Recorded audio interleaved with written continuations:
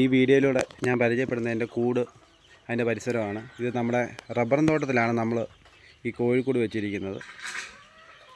ഇത് നമുക്ക് ചങ്ങനാശ്ശേരി ഇവിടുന്ന് നമ്മൾ മീൻ പിടിച്ച് കഴിയുമ്പോൾ അതിന് വേസ്റ്റ് വരുന്ന വലയാണ്, അതായത് വേസ്റ്റ് വലയാണ് നമ്മൾ അടിവശത്ത് കൊടുത്തിരിക്കുന്നത്.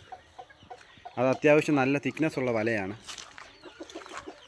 ഇതാണ് അടിവശത്ത് നമ്മൾ കൊടുത്തിരിക്കുന്ന വല. അത്യാവശ്യം നല്ല രീതിയിൽ കട്ടിയുള്ള വലയാണ്. അതിന് പുറത്ത് നമ്മൾ ഇട്ടേക്കുന്ന ഈ പാവലും പടവലും ഒക്കെ പടത്താനുള്ള നെറ്റാണ്. അത് ഏകദേശം ഒരു 10-15 അടിയോളം ഹൈറ്റ് നമ്മൾ കൊടുത്തിട്ടുണ്ട്. പക്ഷെ വലിയ കാര്യമില്ല, പറന്നിറങ്ങുന്നവരുണ്ട്. നമ്മൾ റബ്ബറെ ചുറ്റിയാണ് നമ്മളിത് ചെയ്തിരിക്കുന്നത്.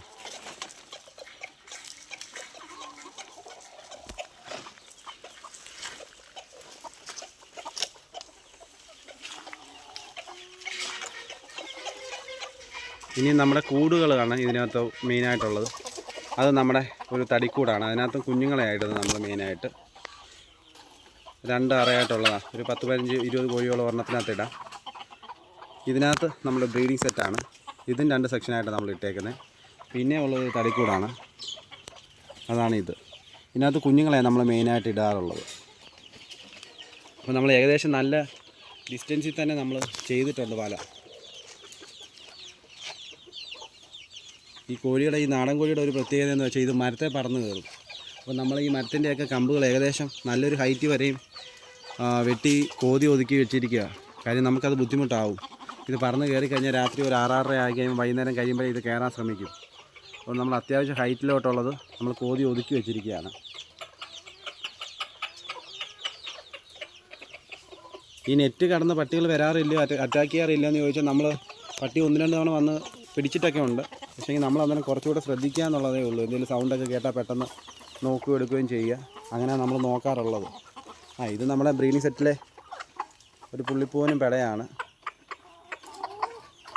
ഇന്നത്തെ ദിവസം നമ്മൾ കുഞ്ഞുങ്ങളെയും പുള്ളി സെറ്റിനെയാണ് നമ്മൾ തുറന്ന് വിട്ടേക്കുന്നത്. അങ്ങനെ നമ്മൾ തടിക്കൂടാ ഏറ്റവും നല്ലത് കോഴി വളർത്താൻ. കാര്യം എന്താണെന്ന് ചോദിച്ചാൽ വലിയ കോസ്റ്റ്ലി അല്ല. ഇരുമ്പിൻ്റെ കൂടെ ഇത് നല്ല കൂടൊക്കെയാണ്, ഇതെല്ലാ സൗകര്യങ്ങളും ഉണ്ട്. പക്ഷേ ഇത് നല്ല എക്സ്പെൻസീവ് ആണ്. അതുകൊണ്ട് നമുക്ക് എപ്പോഴും തടിക്കൂടാണ് നല്ലത്. പിന്നെ ഈ കൂടിൻ്റെ ഒരു പ്രത്യേകത എന്ന് വെച്ച് കഴിഞ്ഞാൽ ഇതിനകത്ത് നമ്മൾ മുട്ട കളക്ട് ചെയ്യാനൊക്കെ വേറെ യൂണിറ്റ് വെച്ചിട്ടുണ്ട്. ഈ സാധാരണ ഇത് വലിയ ഹൈടെക് കോഴിക്കൂടുകൾക്കാണ് വെക്കുന്നത്. ഈ നാടൻ കോഴിക്ക് ഇത് വെച്ചിട്ട് വലിയ കാര്യമില്ല. നമ്മളിതിന് മുട്ട സെപ്പറേറ്റ് കളക്ട് ചെയ്യാൻ വേണ്ടിയാണ് ഇങ്ങനൊരു സിസ്റ്റം നമ്മൾ വെച്ചിരിക്കുന്നത്. അപ്പം നമ്മുടെ ഓൾഡ് ലൈനേജ് ആണെങ്കിൽ നമുക്ക് ഒരു സൈഡിലും പുള്ളികൾ ഒരു സൈഡിൽ വിട്ടേക്കുകയാണ് നമ്മൾ. അപ്പോൾ അതിലൂടെ നമുക്ക് കറക്റ്റായിട്ട് സെലക്റ്റീവ് ബ്രീഡിങ്ങിലൂടെ നമുക്ക് കുഞ്ഞുങ്ങളെ എടുക്കുവാൻ സാധിക്കും. മുട്ട സെപ്പറേറ്റ് ചെയ്തെടുത്ത് അടവെക്കാൻ സാധിക്കും. അതുകൊണ്ടാണ് നമ്മളിങ്ങനെ ചെയ്തേക്കുന്നത്. ഇതാണ് നമ്മുടെ കൂടും പരിസരവും. പിന്നെ പുല്ല്, കാക്ക അങ്ങനെയുള്ളതിൻ്റെയൊക്കെ ശല്യമുണ്ട്. നമ്മൾ കുഞ്ഞുങ്ങളെ ആയാലും ഒരു അത്യാവശ്യം വലിപ്പം വരുന്നത് വരെ നമ്മൾ പുറത്തിറക്കാറില്ല. അതുകൊണ്ട് നമുക്ക് ഉണ്ടായാലും കുഞ്ഞുങ്ങൾ അങ്ങനെ നഷ്ടപ്പെടാറില്ല. കാര്യം ഇതാ, നമ്മളൊരു വലിപ്പമാവുന്നിടം വരെ നമ്മൾ തുറന്ന് വിടത്തില്ല. കൂട്ടിട്ട് തന്നെയാണ് നമ്മൾ തീറ്റ കൊടുക്കുന്നത്. അത്യാവശ്യം വലിപ്പം ഇത് ഞാൻ കഴിഞ്ഞ വീഡിയോയിൽ കാണിച്ചിട്ടുണ്ടായിരുന്നു. ഈ കോഴി, ആ കുഞ്ഞു കോഴി അതെല്ലാം മുട്ടയിടാൻ തുടങ്ങി. ആദ്യത്തെ സെറ്റ് മുട്ട ഇട്ടുകൊണ്ടിരിക്കുകയാണ് ആ കോഴിയെല്ലാം. അതിൻ്റെ ഇനി ഒരു പെയർ ഒരെണ്ണോടുണ്ട്. അതെല്ലാം ആദ്യത്തെ സെറ്റ് മുട്ട ഇട്ടുകൊണ്ടിരിക്കുക. ഇതാണ് നമ്മുടെ കോഴിയും കൂടും. ഇതാ 3 കോഴിക്കൂടാണ് നമുക്കുള്ളത്. അത് 3നും 2 കമ്പാർട്ട്മെൻറ്റ് വെച്ച് നമ്മൾ തിരിച്ചിട്ടുമുണ്ട്. ഇപ്പോൾ അതിനകത്ത് കുഞ്ഞുങ്ങൾ കിടപ്പുന്നുണ്ട്. അട വെക്കുന്നത് നമ്മൾ വലിയ കുഴപ്പമില്ലാത്ത കോഴി, അതായത് ശാന്തശീലമായിട്ടുള്ള കോഴിയാണെങ്കിൽ നമ്മളിവിടെ തന്നെയാണ് വെക്കുന്നത്. പിന്നെ അങ്ങനെ അടയിരിക്കാൻ മടിയുള്ള കോഴിയുണ്ട് സ്ഥലം മാറുമ്പോൾ. അങ്ങനെയുള്ളതോ പിന്നെ മുട്ടയൊക്കെ അധികം ശ്രദ്ധിക്കാത്തതാണെങ്കിൽ മാത്രമേ നമ്മൾ വീടിനകത്തോ താഴെ വെക്കാറുള്ളൂ.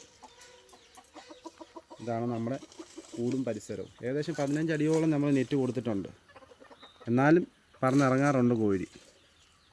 നാടൻ കോഴിക്ക് ഒരു 15 അടിയൊന്നും അല്ല. പിന്നെ അല്ലെങ്കിൽ വളർത്തുമ്പോൾ നമ്മൾ ചിറക് വെട്ടിയിട്ടൊക്കെ ചിറകിൻ്റെ അറ്റം ക്ലിപ്പ് ചെയ്തിട്ടൊക്കെ ചിലർ വളർത്താറുണ്ട്. നമ്മളങ്ങനെ ചെയ്തിട്ടില്ല. കാര്യം എന്താണെന്ന് ചോദിച്ചു കഴിഞ്ഞാൽ നമുക്ക് പട്ടിശല്യത്തിൽ നിന്ന് ഒരു പരിധി വരെ രക്ഷപ്പെടാനെ കൊണ്ട് ഇവർക്ക് പറന്നുകൊണ്ട് സാധിക്കും. അത് നമ്മൾ ഒരു ചാൻസ് ഇല്ലാതാക്കണ്ടെന്ന് വിചാരിച്ചാണ് നമ്മൾ ഒന്നിൻ്റെ പോലും ചിറക് ക്ലിപ്പ് ചെയ്യുകയോ എടുക്കുകയോ ചെയ്തിട്ടില്ല. ഇത്രയാണ് ഞാൻ ഈ വീഡിയോയിൽ പറയാൻ ഉദ്ദേശിച്ചത്.